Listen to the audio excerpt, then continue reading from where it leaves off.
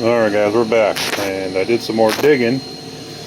Pulled this side apart, everything looks fine in there. There is one random bolt that's just laying in there, so I'm gonna have to figure out where that came from. I think it's one of these guys that might have fallen out at some point.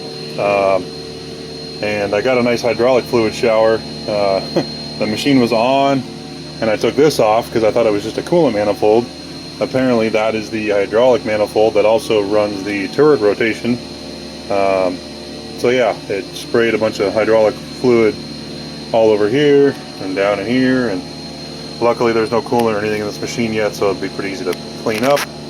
But I think we messed up something. So let me grab my impact here, and hopefully the mills behind us aren't making too much noise. So pull this guy off. Luckily all the O-rings, or the one O-ring that flew off this thing, was easy to retrieve.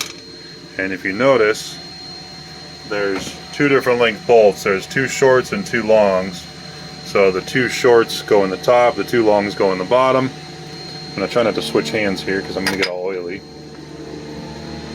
And you can see there's O-rings on there, and that's the coolant deal that ties into the port on the side of the turret. And now that that's off, I can, or I was able to earlier, you can see if I move it, there's some oil that comes out of it. And if I grab my pry bar here, trying to do all this with one hand is, you know, fun. So if I get this in the right mode here, put this behind the gear, and pop this guy out to unlock it, it should, well, I was able to spin this thing all the way around earlier. As you can see, it's actually moving now, so it's not mechanically bound up.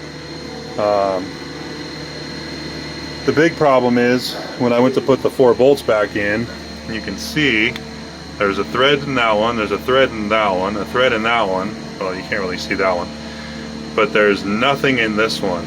And when I came over to this one and I backed it out just a little bit and tightened it back up, there's definitely threads back there, and it looks like there's something that goes to that bolt hole that basically falls down, or sits inside the radius of the turret.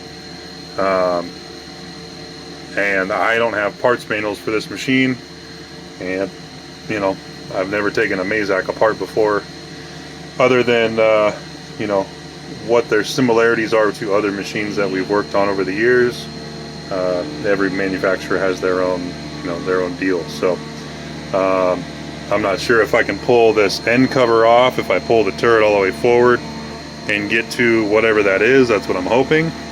But as of right now, if any of you guys have any advice on where to start, I'm gonna have to have the girlfriend come later and possibly start pushing buttons up here, trying to do tool changes and stuff on each turret, so I can watch the pins on the solenoids in the back and see if one of them's stuck or not working or what. But you can even tell, like, this gear on this one's nice and clean. You know, everything's nice and clean and fresh in here.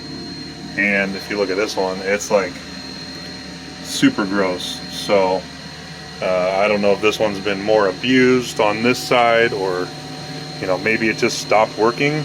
The curious thing is they were running the same part, so they were running this muzzle brake in both ops on this machine and in the other machine. So I don't know if they were running it for taking over when this machine stopped working, or if they were just trying to do double production. So anyways, that's my follow-up video. I'm going to put that thing back on before I take another hydraulic oil shower, pull this side cover off, see what I can get to, and yeah, I don't see any other way to get essentially back here to try to find anything other than hopefully not taking the entire turret off just to put one lousy nut or washer or whatever on the back of something. So Anyways, I'm going to get back to work.